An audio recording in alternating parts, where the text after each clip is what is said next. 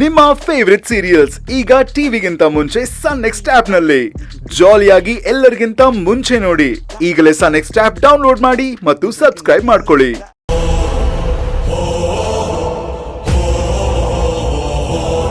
ಭೈರವಿ, ಅಥರ್ವ ಮಾತಾಡಿದ್ದು ತಪ್ಪೆ. ಬಟ್ ನನಗನ್ಸುತ್ತೆ ಇಂಟೆನ್ಷನಲ್ ಆಗಿ ಏನೋ ಹೇಳಿರಲ್ಲ ಅಂತ. ಮೈಟ್ ಬಿ ಕೋಪದಲ್ಲಿ ಹೇಳಿರ್ಬೋದು. ಆದ್ರೂ ಅವ್ರ ಆ ರೀತಿ ಹೇಳ್ಬೋದಾ ಡ್ಯಾಡ್? ನಾನ್ ನಿಮ್ ಮಗಳಲ್ವಾ? ನಾನು ಅವ್ರಿಗೆ ಆ ರೀತಿ ಹೇಳ್ಬಾರ್ದಿತ್ತ? ನೀ ಹೇಳೋದ್ರಲ್ಲಿ ತಪ್ಪೇನಿಲ್ಲಮ್ಮ. ನಾನು ಅವತ್ತೂ ಹೇಳ್ತಾ ಇದ್ದೆ, ಈಗಲೂ ಹೇಳ್ತಿದ್ದೀನಿ. ನೀ ನನ್ನ ಮಗಳೇ, ನಾನು ನಿನ್ನ ಡ್ಯಾಡಿನೇ. ಮತ್ತೆ ಇನ್ವೆಸ್ಟ್ ಮಾಡಿಸ್ತೀನಿ ಅಂತ ಹೇಳಿದಕ್ಕೆ ಅವ್ರು ಯಾಕಷ್ಟು ಕೋಪ ಮಾಡ್ಕೋಬೇಕಿತ್ತು ಡ್ಯಾಡ್? ನಾನು ಹೇಳಿದ್ನಲ್ಲಮ್ಮ, ಅಥರ್ವ ಅಂತ ಕೆಟ್ಟ ಹುಡುಗ ಅಲ್ಲ. ಅವನು ಯಾವ ಮೂಡಲ್ಲಿದ್ನೋ ಏನೋ. ಇಲ್ಲ, ನಿನ್ನ ಮಾತು ಅವನಿಗೆ ಟ್ರಿಗರ್ ಆಗಿರ್ಬೇಕು. ನಾನ್ ಕೆಟ್ಟವ್ರು ಅಂತ ಹೇಳ್ತಾ ಇಲ್ಲ ಡ್ಯಾಡ್. ನನಗ್ ಮದ್ವೆ ಮಾಡ್ಕೊಟ್ಮೇಲೆ ನನಗೂ ನಿಮ್ಗೂ ಋಣ ಮುಗೀತು ಅಂತ ಹೇಳಿದ್ರಲ್ಲ, ಅದಿನ್ನೂ ನನಗೆ ಗುಯಿ ಕೊಡ್ತಾ ಇದೆ. ಅದನ್ನ ನನಗೆ ಚೀಡೆ ಪಡಿಸ್ಕೊಳಕ್ಕೆ ಆಗ್ತಾ ಇಲ್ಲ. ಭೈರವಿ, ಕೂತ್ಕೊಮ್ಮ. ಭೈರವಿ, ನನಗೆ ಅರ್ಥ ಆಗತ್ತೆ. ಯಾಕೆಂದ್ರೆ ನಿನ್ನ ಮನಸ್ಸಲ್ಲಿ ನನಗೆ ತಂದೆ ಸ್ಥಾನ ಕೊಟ್ಟಿದೀಯಾ, ಬೆಟ್ಟದಷ್ಟು ಪ್ರೀತಿ ಕೊಟ್ಟಿದೀಯಾ. ಅದಕ್ಕೆ ನಿಂಗೆ ಹರ್ಟ್ ಆಗ್ತಿದೆ. ಅದವ್ರಿಗೂ ಗೊತ್ತಲ್ವಾ ಡ್ಯಾಡ್? ಗೊತ್ತಿದ್ದು ಅವ್ರು ಹಾಗೆ ಮಾತಾಡ್ಬೋದಾ? ಸರಿ ಬಿಡಮ್ಮ, ಅದನ್ನೇ ಯೋಚನೆ ಮಾಡ್ಕೊಂಡು ಯಾಕೆ ಮನಸ್ಸು ಕೆಡಿಸ್ಕೋತೀಯ?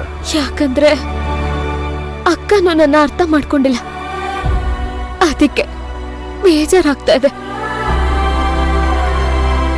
ಭೈರವಿ, ಇಷ್ಟೆಲ್ಲ ಮಾಡಿದ್ಯಾಕೆ? ಯಾರಿಗೋಸ್ಕರ? ನಿಮ್ಮ ಅಕ್ಕಂಗೋಸ್ಕರ ತಾನೆ? ಹೀಗೆ ಏಕಾಏಕಿ ಅವಳು ನಿನ್ ಪರ ಮಾತಾಡ್ಬಿಟ್ಲು ಅಂದ್ರೆ, ಅವಳೇನಾದ್ರು ನಿನ್ ಸಪೋರ್ಟ್ ಮಾಡಿದ್ರೆ ಅವಳ ಗಂಡ ಕೋಪಿಸ್ಕೋತು ಅಂತಾನೆ. ಅವಳನ್ನ ನೀನ್ ಅರ್ಥ ಮಾಡ್ಕೋಬೇಕಮ್ಮ. ಆದ್ರೂ ಯೋಚನೆ ಮಾಡಬೇಡ ಮಗಳೇ. ಅವಳು ಎಷ್ಟಿದ್ರು ನಿಮ್ಮಕ್ಕ. ಅವಳಿಗೆ ನಿನ್ ಮೇಲೆ ಕೋಪ ಬರಕ್ಕೆ ಚಾನ್ಸೇ ಇಲ್ಲ. ಏನೋ ಪರಿಸ್ಥಿತಿ ಹಾಗೆ ಮಾತಾಡಿರ್ಬೋದು. ನಾವೆಲ್ಲ ಪರಿಸ್ಥಿತಿಯ ಕೈಗೊಂಬೆಗಳು. ನೀನೇ ಅರ್ಥ ಮಾಡ್ಕೊಳ್ದಿದ್ರೆ ಅವಳನ್ನ ಯಾರಮ್ಮ ಅರ್ಥ ಮಾಡ್ಕೋತಾರೆ? ನೀನ್ ಎಲ್ಲ ಮರೆತು ನಿಮ್ಮ ಅತ್ತೆ ಹೇಳಿದಾಗೆ ನಿಮ್ ಮನೆ ದೇವರ ಹತ್ರ ಹೋಗಿ 1-2 ದಿನ ಇದ್ಬಿಟ್ಟು ಬನ್ನಿ.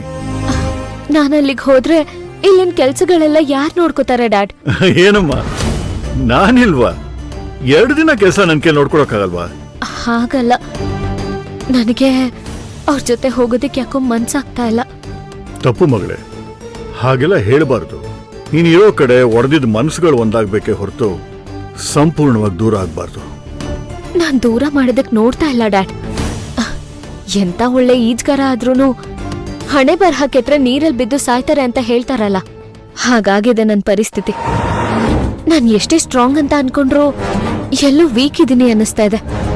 ಓಕೆ, ನಾನೇ ಅಥರ್ವನ ಹತ್ರ ಮಾತಾಡ್ಲಾ? ಬೇಡ ಡ್ಯಾಡ್. ಇಲ್ಲಿವರೆಗೂ ನನಗೋಸ್ಕರ ಎಷ್ಟೆಲ್ಲ ಮಾಡಿದ್ದೀರಾ ನೀವು. ಹಾಗ್ ನೋಡಿದ್ರೆ ನಾನೇ ನಿಮಗೇನು ಮಾಡಿಲ್ಲ. ಅಲ್ಲಮ್ಮ, ನನ್ನ ಕುಟುಂಬಕ್ಕೆ ಕಣ್ಣಾಗಿದೆಯಾ. ಇದು ಬಿಟ್ಟು ಏನಮ್ಮ ಮಾಡಬೇಕು?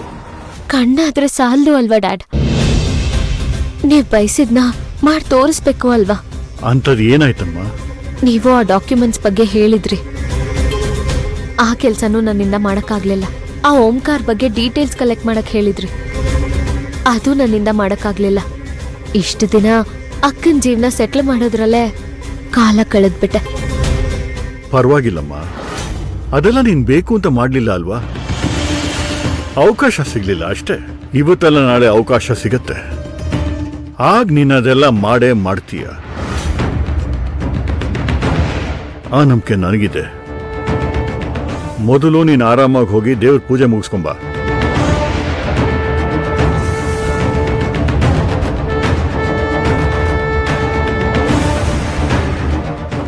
ಬರ್ತೀನಿ ಡ್ಯಾಡ್. ಬರ್ತಿದ್ದ ಹಾಗೆ ಎಲ್ಲ ಕೆಲ್ಸನೂ ಮಾಡ್ತೀನಿ. ಬಾಯ್. ಬಾಯ್.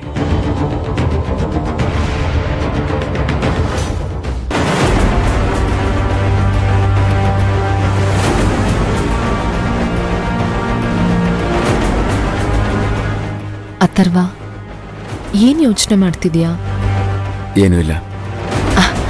ಅತ್ತೆ ಹೇಳ್ದಾಗೆ ನಾವು ಮನೆ ದೇವ್ರ ಪೂಜೆ ಮುಗಿಸ್ಕೊಂಡು ಹಾಗೆ 1-2 ದಿನ ಅಲ್ಲೇ ಇದ್ ಬರೋಣವಾ?